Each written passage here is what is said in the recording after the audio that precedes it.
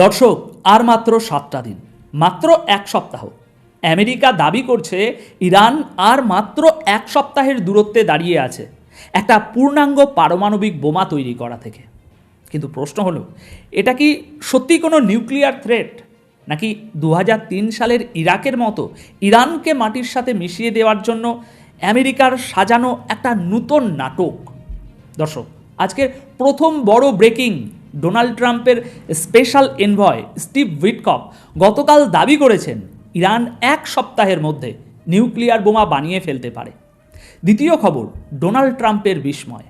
আমেরিকার এত বিশাল নৌবহর, এত প্রেশার, চারপাশ থেকে ঘেরাও রাখার পরও ইরান কেন আমেরিকার পায়ে পড়ছে না? ট্রাম্প নিজেই এই প্রশ্ন তুলেছেন।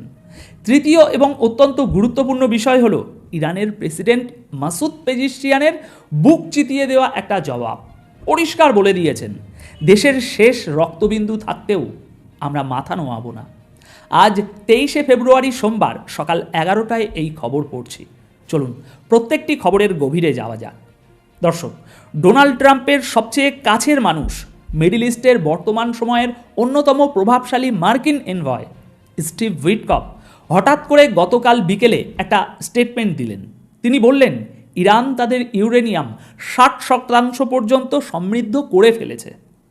তার দাবি, বেসামরিক কাজের জন্য এতটা এনরিচমেন্টের কোনো দরকার নেই। তার মানে ইরান নাকি ইন্ডাস্ট্রিয়াল লেভেলের অ্যাটম বোমা বানানোর একদম শেষ ধাপে আছে, আর মাত্র এক সপ্তাহ। কিন্তু দর্শক, আমি আপনাদের একটু অতীতে নিয়ে যেতে চাই। আপনাদের কি 2003 সালের কথা মনে আছে?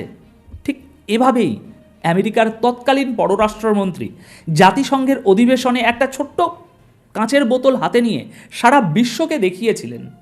বলেছিলেন, সাদ্দাম হোসেনের কাছে ওয়েপেন অফ মাস ডিস্ট্রাকশন বা গণবিধ্বংসী অস্ত্র আছে।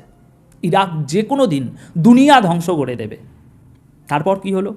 আমেরিকা ইরাকে হামলা করলো, লাখ লাখ সাধারণ মানুষ মারা গেল, সাদ্দাম হোসেনকে ফাঁসি দেওয়া হলো। আর বছর দশেক পর আমেরিকা নির্লজ্জের মতো স্বীকার করলো, সরি, আমাদের ইন্টেলিজেন্স রিপোর্ট ভুল ছিল, ইরাকে কোনো গণবিধ্বংসী অস্ত্র ছিল না। সিরিয়াসলি বলুন তো, আজ 2026-এ দাঁড়িয়ে আমেরিকা কি আমাদের আবারও বোকা ভাবছে? ইরান যখন বারবার বলছে, মাত্র 3 দিন আগে খোদ ইরানের প্রেসিডেন্ট মাসুদ পেজিশিয়ান ক্যামেরার সামনে দাঁড়িয়ে বলেছেন, আমরা কোনো পারমাণবিক বোমা বানাচ্ছি না, আমাদের সেই ইচ্ছাও নেই। আপনাদের যদি সন্দেহ থাকে, আসুন আমাদের নিউক্লিয়ার সাইটগুলো চেক করে যান। তাহলে আমেরিকা কেন এই এক সপ্তাহের জুজু দেখাচ্ছে? কারণ আমেরিকা আসলে ইরানের উপর সরাসরি সামরিক হামলা করার একটা গ্রাউন্ড তৈরি করছে। তারা একটা জাস্টিফিকেশন খুঁজছে। উইটকফ যে 3টি রেড লাইনের কথা বলেছেন, ইউরেনিয়াম এনরিচমেন্ট বন্ধ করা, সমস্ত পারমাণবিক উপাদান আমেরিকার হাতে তুলে দেওয়া এবং নেভাল প্রেশার মেনে নেওয়া, এগুলো কোনো ডিপ্লোম্যাসি নয় দর্শক। এগুলো হলো স্রেফ দাসত্ব মেনে নেওয়ার শর্ত। আর এর ভেতরে আর একটা ভয়ঙ্কর চাল আছে। উইটকফ সম্প্রতি দেখা করেছেন ইরানের সাবেক শাহের ছেলে রেজা পেলভির সাথে। দর্শক, 1979 সালের ইসলামিক বিপ্লবের আগে এই পেহলভি রাজ পরিবারই ছিল ইরানে আমেরিকার হাতের পুতুল। আমেরিকা কি আবারও ইরানে সরকার পতনের স্বপ্ন দেখছে? তারা কি ভাবছে বাইরে থেকে বোমা মেরে আর ভেতর থেকে বিদ্রোহ করিয়ে তারা ইরানের শাসন ক্ষমতা আবারও নিজেদের তাবেদার কারো হাতে তুলে দেবে?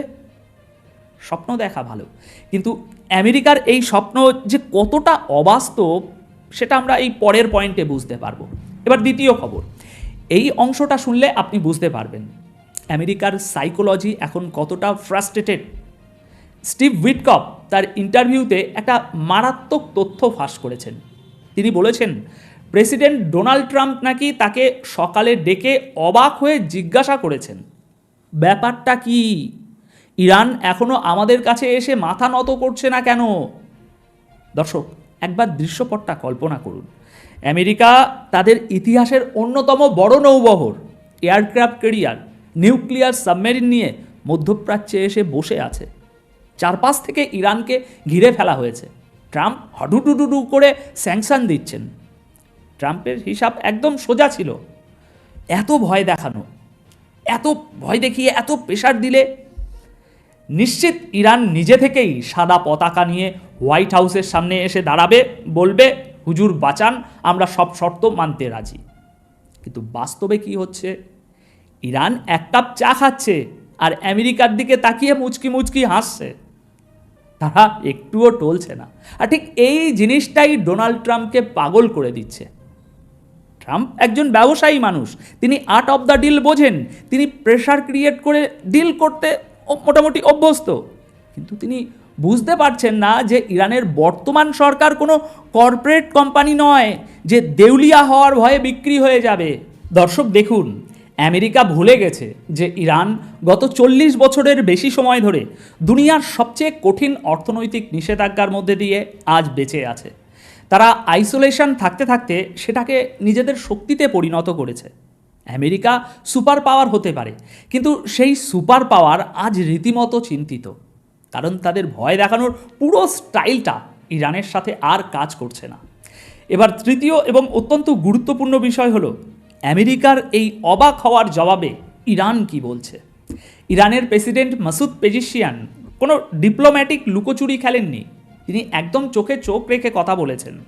গতকাল সন্ধ্যায় পেজিশিয়ান স্বীকার করেছেন যে হ্যাঁ, আমাদের দেশে সমস্যা আছে, আমাদের অর্থনীতি চাপে আছে, মুদ্রাস্ফীতি আছে, মানুষের কষ্ট আছে।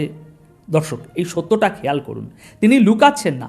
তিনি ঠিক এর পরের লাইনেই যে কথাটা বলেছেন সেটা আমেরিকার বুকে কাঁপন ধরিয়ে দেওয়ার জন্য যথেষ্ট। তিনি বলেছেন, আমাদের হাজারটা কষ্ট থাকতে পারে, কিন্তু আমরা বাইরের কোনো শক্তির চাপে, কোনো হুমকির মুখে মাথা নোয়াবো না। দেশের মানুষ আর সরকার শেষ রক্তবিন্দু পর্যন্ত লড়াই করবে। সহজ বাংলায় যদি বলি, ওই যে দক্ষিণ ভারতের একটা সিনেমা ছিল না, পুষ্পা ঝুঁকেগা নেহি সালা, ইরানের স্ট্যান্ড এখন ঠিক সেটাই।